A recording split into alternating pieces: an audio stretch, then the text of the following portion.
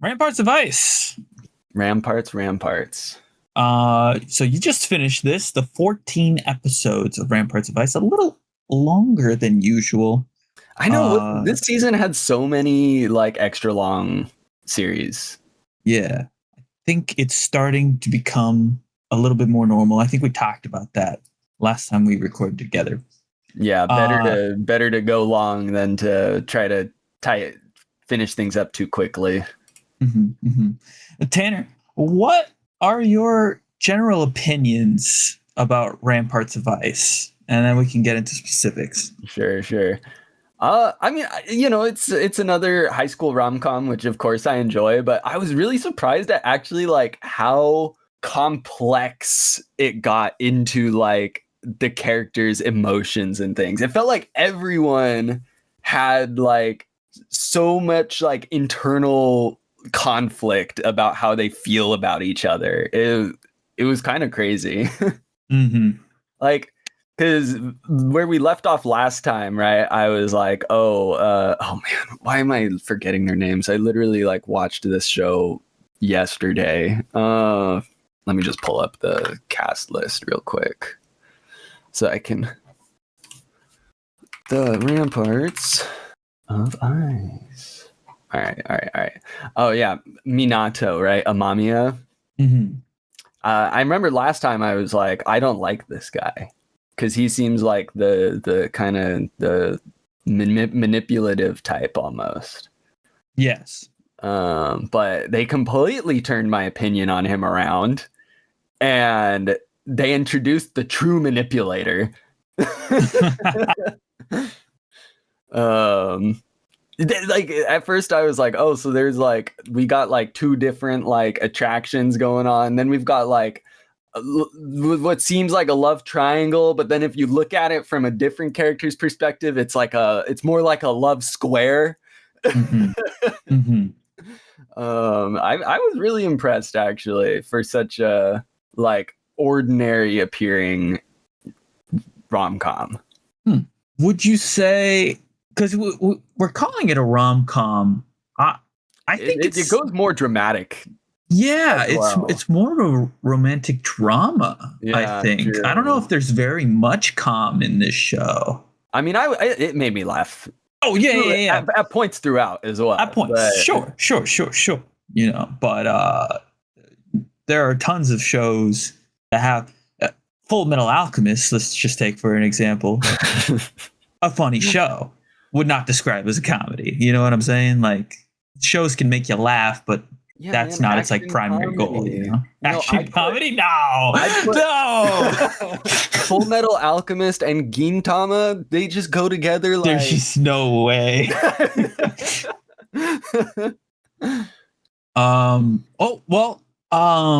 Full jest. Look, because this is actually perfect. We know that Ramparts of Ice and Polar Opposites share a universe. True. And we know that Polar Opposites is definitely a rom-com. This definitely has more tension. Even has now, more. It's just drama romance. Yeah. Since I have it open and I can see all this stuff. Totally. I mean, sometimes I feel I disagree with Mal, but sometimes I think they hit the nail on the head there. Yeah, they did a good job. What was your favorite dynamic? Right, because as you said, it's a square. You know, Amamiya and Yota are both friends. In Amamiya's eyes, it was a square. It's really more like two lines. There's really only like one line in it, man. It's really just freaking Yota to Miki, right? And then Minato to Hikawa or Koyuki, right? Yeah. And that's actually really it. There's no other true dynamic happening. It's just all in the perception of the characters. I was going to say, if you add in the perceived lines, it turns into a square. It does turn into a square. because Miki thinks that Koyuki wants to get with Yota. You know Minato thinks that Koyuki likes Yota, but Yota likes Miki, and he's just the lone open end of this, you know? Yeah. I guess that's less of a square and more of a line graph. True. Because two of the ends aren't connecting. Anyways, with the geometry aside, yeah, what was your favorite dynamic? It could even be like the friendship dynamics. Well, I mean, friendship dynamic, by far it's Koyuki and Yota, because that is just pure like wholesomeness. Mm-hmm.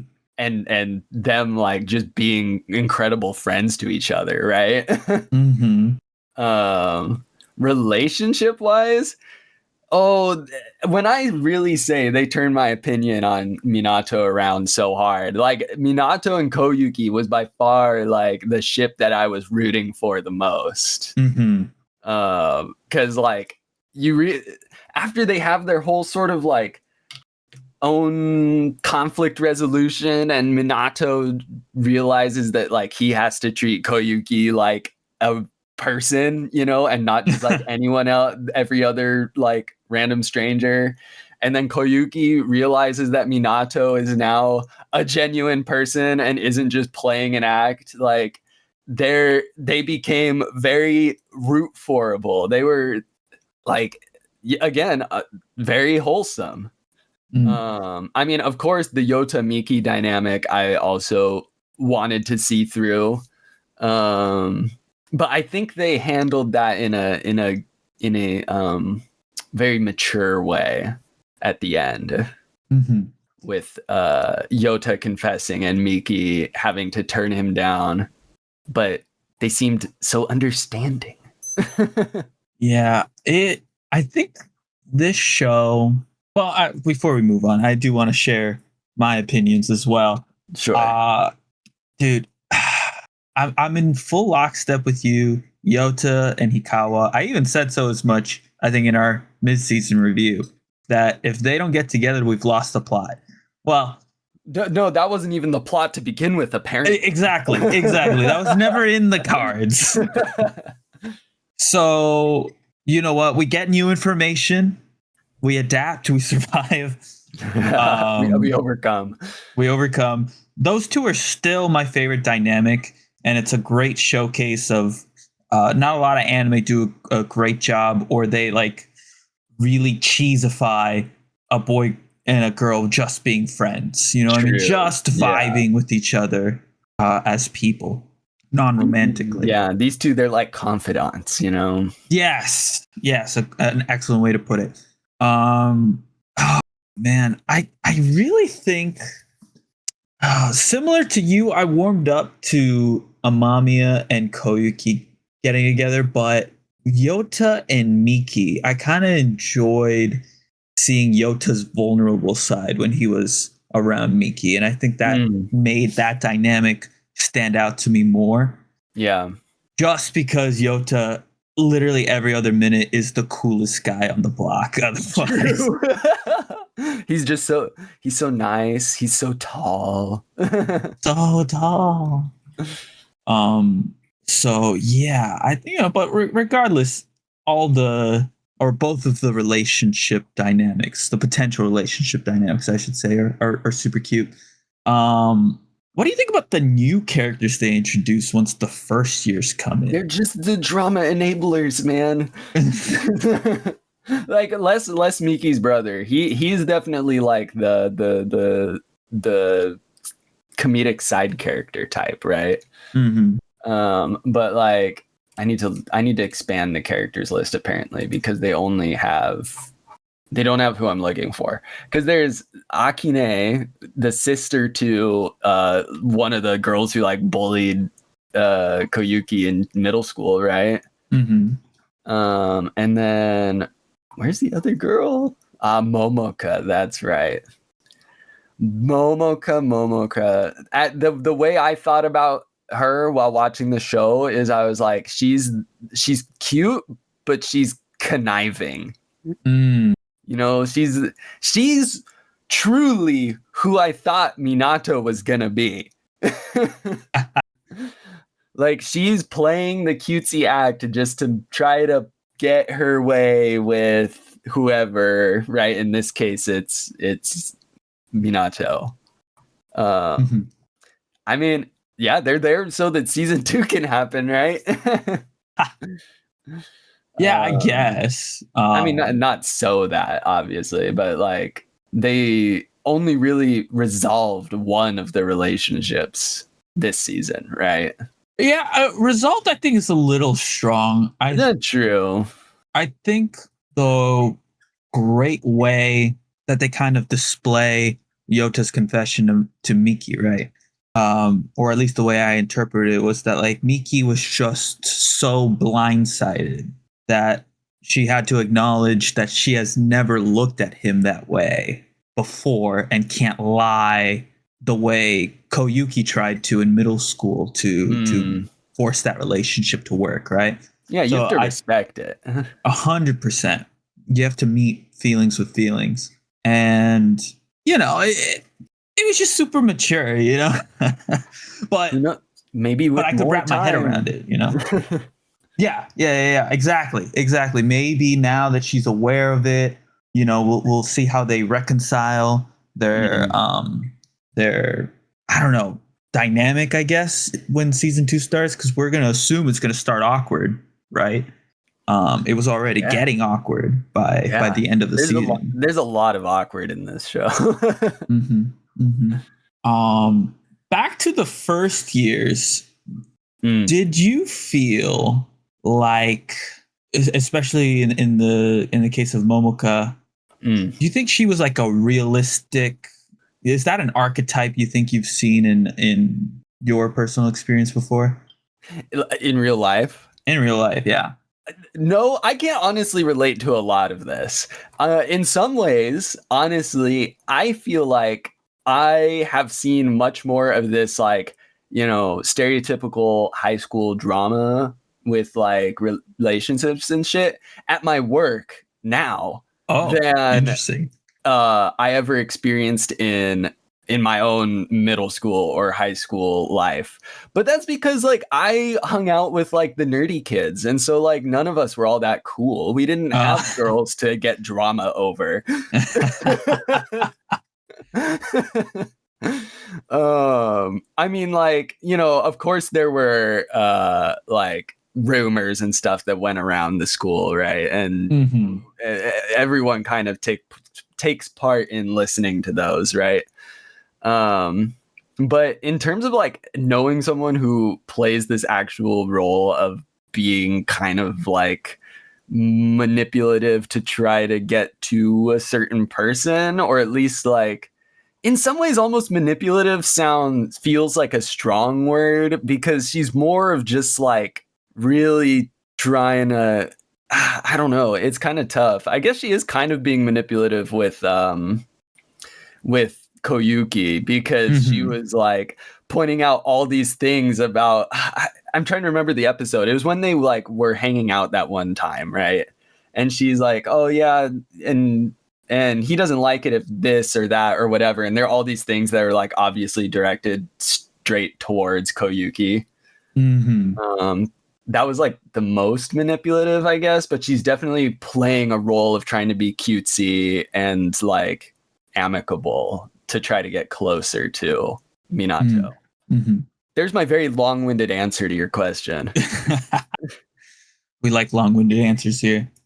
Interesting. Oh, I think this person in high school definitely exists. I do think at least, yeah, they do. I just can't say personally from experience. Yeah. I hear you. No, when she was introduced, I felt like it was a very realistic interpretation of what this archetype is. Just someone who isn't necessarily like mean, but they knowingly say things to make things more to their own advantage. You know what I mean? Like, yeah, that is definitely real. So I think that's probably one of the compliments I would give this show. I felt like they had, well, I'd say every character was very fleshed out and realistic to a degree, and flawed in a way you don't see a lot of romance anime like portray their characters to be. True. Koyuki, for example, like we think that she and her ex-boyfriend from middle school were Igarashi were on bad terms because he did something to her, right? Like we kind of get that vibe for a while. And then you realize that she was the bad person. Ooh. Bad is a stretch. She go ahead. She made a very immature decision that unfortunately took advantage of someone's feelings, right? Yeah. But like you could also argue that his feelings were also immature, so it just led to this moment of, well, someone has to step up and set things right. It just happens to be Koyuki, but yeah, she did get with Igarashi to get back at her bully, which is not cool. Yeah, definitely not. Taking advantage of others for your own benefit, usually something you don't want to do. But yeah, we like learning that that's really what was eating at her, and not like her seemingly like getting forced into a relationship that she just couldn't say no to. Like I thought that was such a different type of thing you see that you don't see, I should say, in other romance anime. Some other romance anime, their characters are like squeaky clean and they're just reacting to the drama of the now. Koyuki's very much haunted by her bad decision making in middle school. And I really liked that part of her in the sense that it made the show interesting, not Yeah. there's less innocence, I guess. Yeah. And that's reflective of real life. You know what I mean? Like sometimes you make a boneheaded decision. It is what it is, and you got to learn how to bounce back. And I think we're seeing Koyun on this journey of bouncing back to a place where she can, respect herself in a way. Yeah, that's. You got anything else, Tan? You got any other things you want to say?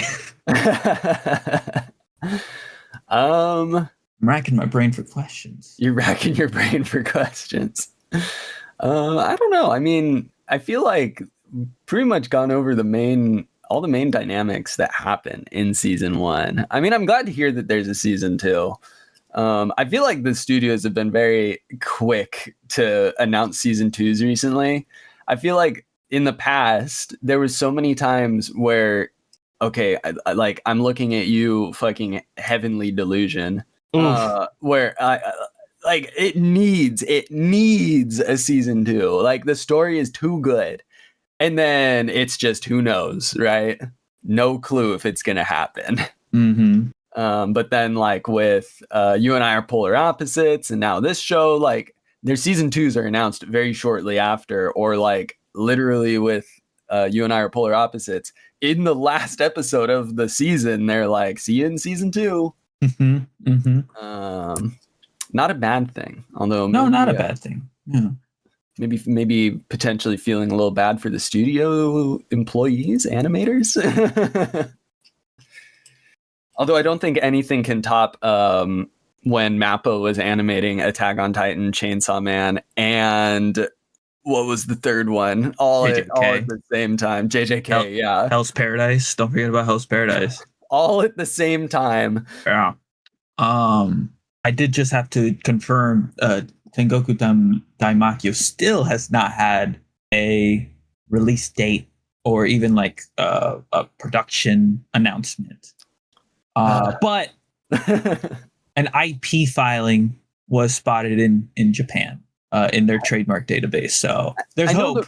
The reasoning was they made the anime before there was enough manga content to continue for season 2. Like I know that's the reason, but I mean, how long ago was that now? 3 years, probably? 2 years? Something like that. A while ago. Yeah. It doesn't help that it was a Hulu anime. So Hulu exclusive, yeah. so if it popped off in Japan, that's its own thing. You know what I mean? That's probably actually mainly what they're going to go off of, because they're not going to get the numbers in America True. or Tengoku probably. You either watched it on Hulu, which very many people would prefer not to and pirate it instead, or you didn't watch it at all because of that barrier to entry. I think I just did a freaking free trial of Hulu to watch it. Mm-hmm. Yeah, it says there are 13 volumes of Tengoku out as of February this year. So, Okay. I mean, I think that's enough for a second season. Yeah, usually most seasons are like between 3 and 5 volumes at max. 5 is like the highest number I've ever heard. Yeah. Yeah. 5. I think some have even gone as far as 6. Like in a 12 episode core. Oh, wow. Yeah, because what was it? 1 sec, I need to turn around. A Sign of Affection. Man, I'm so bad with names right now. It's all good. It's all good. I'm fairly certain the anime went all the way through volume 5 at the very least, and that's only 12 episodes. Mm-hmm. Mm-hmm. That is pretty deep.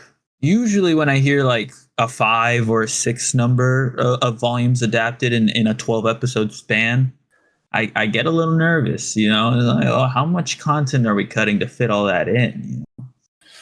True. Or I have read a few volumes of A Sign of Affection, but it was a while ago, so I can't quite recall. But I mean, another reason could be like there's much more like panel for panel, like acting out motion, especially for a show like A Sign of Affection, which so much relies on the sign language, right?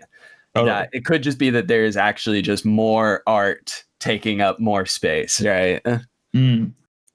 Tanner, back on the subject of Ramparts of Ice, what was your favorite like hangout sesh? There's multiple hangout sessions in this anime between different characters, between maybe all 4 of them, maybe just 2 individuals. Did you have like a standout hangout sesh from this season? A hangout sesh. What was my favorite one of those? Sorry. Yeah, exactly. There were quite a few just hangout sessions. Totally, yeah. We got the amusement park. that one was funny, and that one had one of my favorite moments of Minato giving Koyuki the little like Pomeranian stuffed animal. Mm-hmm.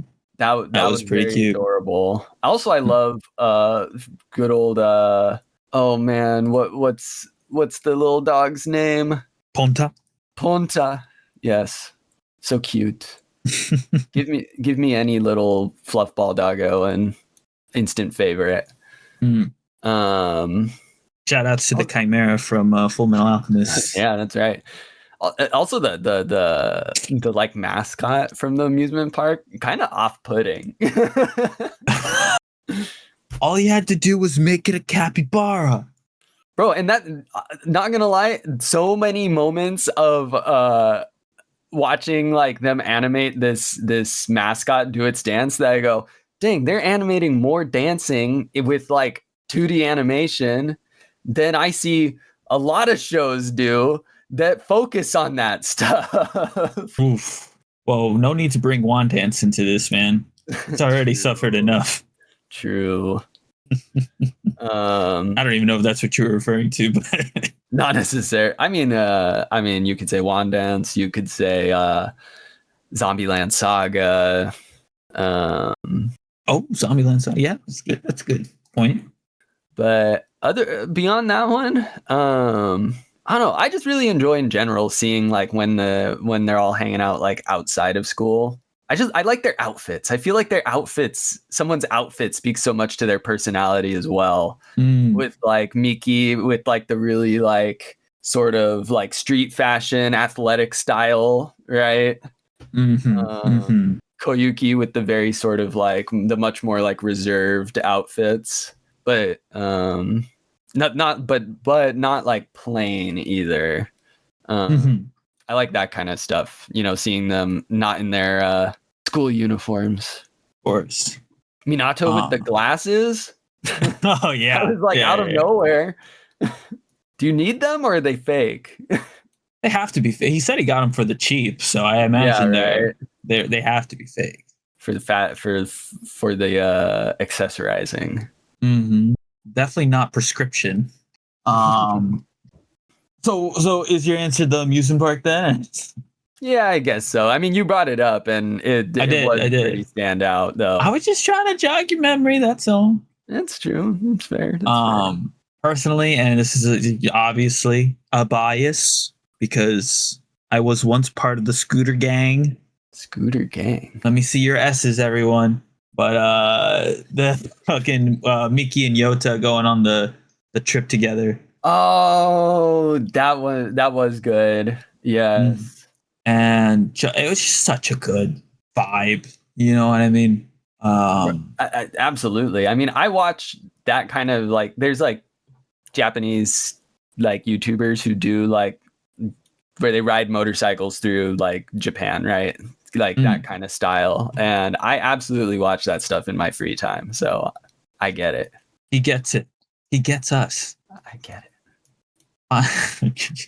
I'm sorry, I had to stop myself from saying something controversial. What does that mean? You ever see those like Jesus commercials where it's like he gets us? Yeah. That's the tag of those commercials. He gets us. That's all I was gonna bring up. That's all. Anyways, but no, back to the scooter hangout. Like we got so much of Koyuki and Yota chemistry. That was really the first instance where I go like, oh, I guess I could see these two working out actually, like they really do have a good vibe together, albeit as friends, right? Yeah. But, that was like the first instance of me kind of accepting like, you know what, those two would be good together. Like, I don't have to be as mad that my original ship has set sail and then burned in the middle of the ocean. Fair. Yeah.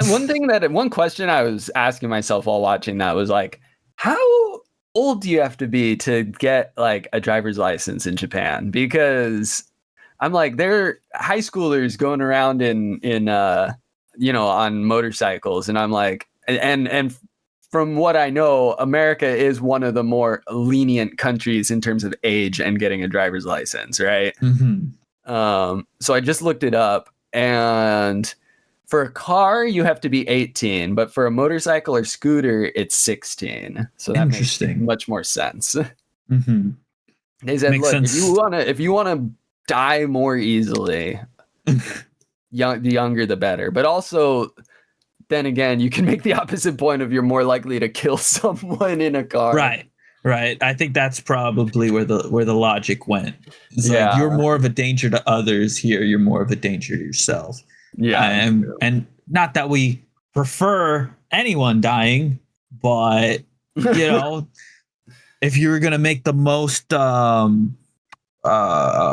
the word's escaping me right now. The most universally good choice. Better to kill yourself than to kill someone else. Am I right? Oh, don't clip that. Anyways, yeah.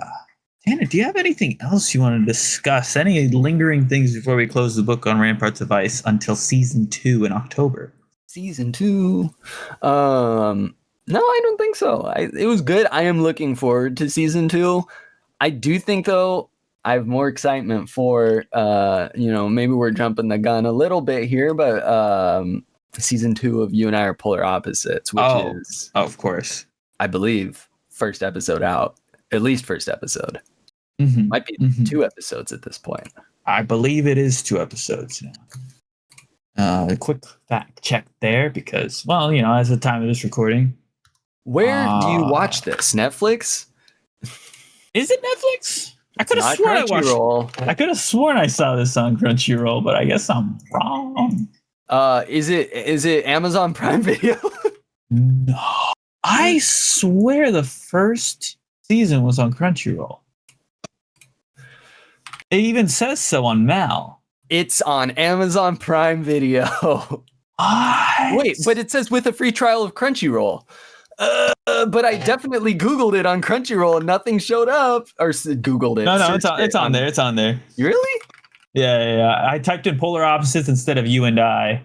Oh. And that popped it up immediately. Okay. I probably did the same. I was so concerned for a moment. I was as well. But yeah, currently airing 2 episodes deep. I need to start. I wonder when, if, sorry, the answer is if, obviously, if these 2 stories will like have their like, whoa, you're the main character from that other show moment. You know what I mean? Do you think they'll actually interact with each other? Maybe not, but like it's that thing that I always say. This is my favorite thing when I was watching Eromanga Sensei. I was very young when I did it, by the way. Bring it back to a classic. And we found out that Eromanga and Oraimo share a universe, and we called it we dubbed it the Emotoverse, right? This is also when I learned that Eromanga Sensei is way worse of a show than I remember it being. Worse, not in quality, but in content. No, I would say both. Personally, I'd say both. But yeah. Tanner, are you ready to rate? I'm ready to rate. On a scale of 0 stars to 5 stars, what would you rate this show? I'd put it. Oh man, I wish I knew what I rated the other stuff last time.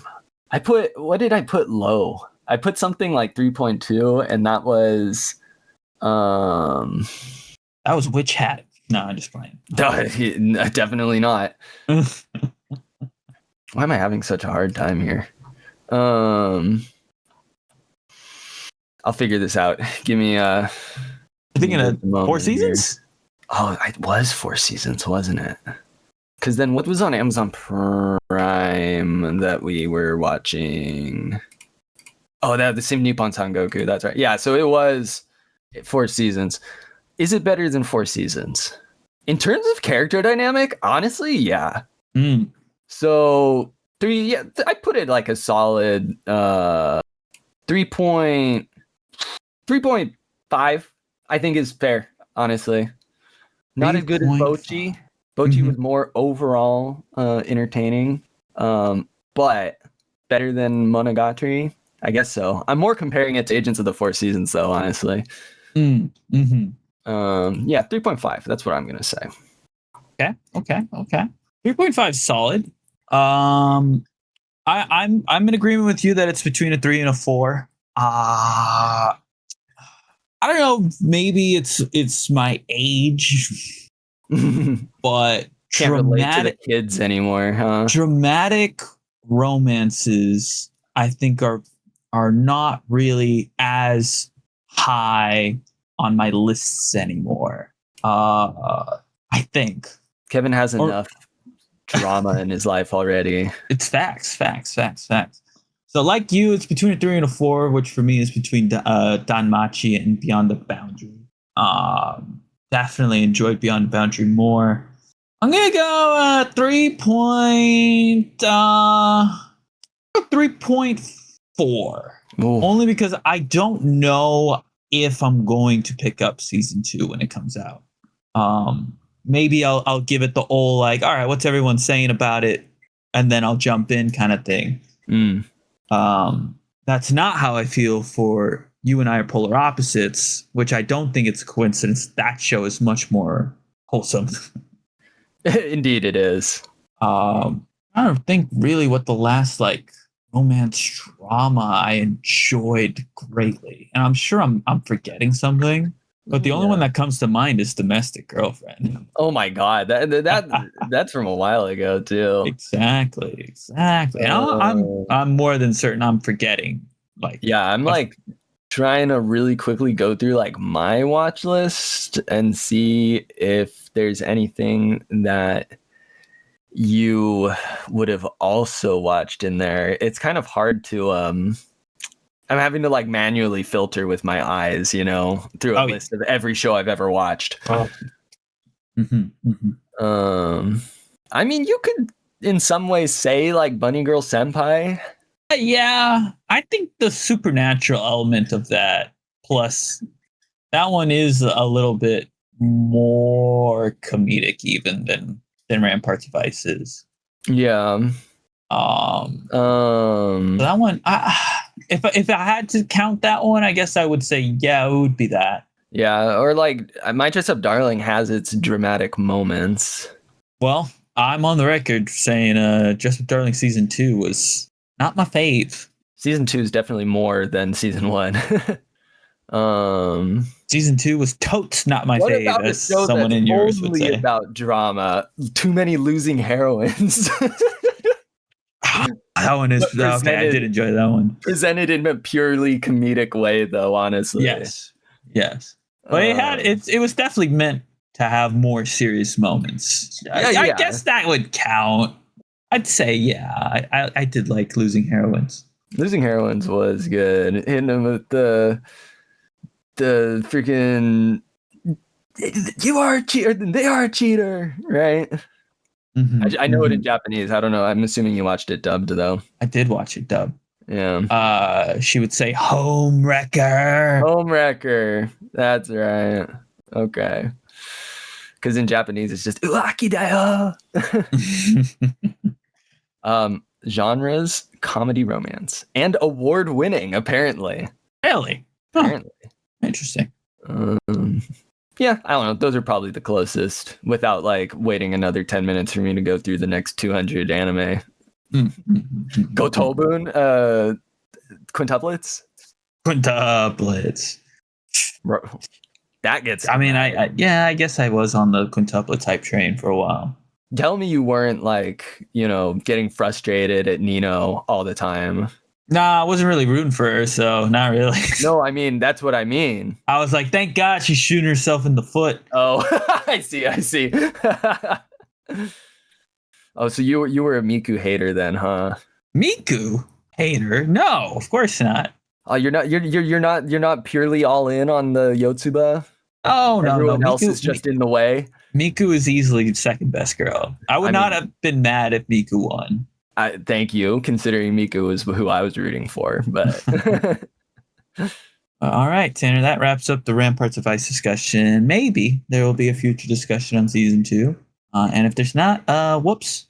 We have to like a show really a lot to do season 2s on things, honestly. It's true. Yeah, it's true. We're too busy otherwise.